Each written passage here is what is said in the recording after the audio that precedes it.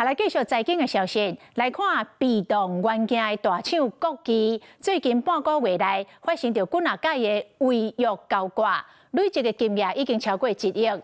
另外，今仔日的台北股市回升，加權指數佫徛回45000的大關。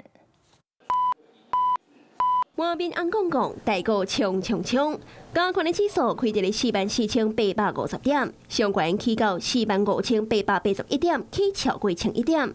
尾收收盤收在45631點，台積電收盤起20塊，鴻海收盤起3塊半，聯發科收盤起80塊，聯電收盤起停。大盤起價，所有投資人的心情哪像那些3溫暖。被動元件大廠國巨再次傳出違約交割，根據證交所最新公告，金額超過2600萬元。國巨頭一屆違約發生在6月30日，當時攏總有7間官商通報，違約的金額3880萬。第二屆在7月初9，有13間官商聯合通報，違約的金額來到4131萬。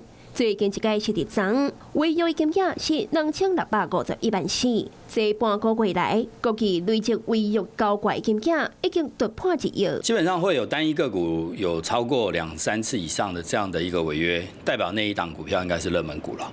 那一般來講，它的最後階段就是進入所謂的必處置，處置時間它更難去做一些處分，所以才會產生說你會有違約的情況。台股在頂半年起將近2萬點，也過後半年，美國甲伊朗閣發生戰爭，也有聯準會利率的政策等等，這些不確定因素，攏會牽動市場投資人敏感的情緒。去槓桿。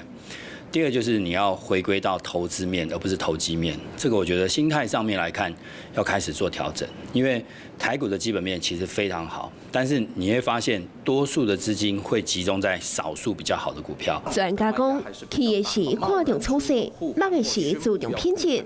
持股的同時，更加愛隨時檢視公司敢有能力擋過市場的波動。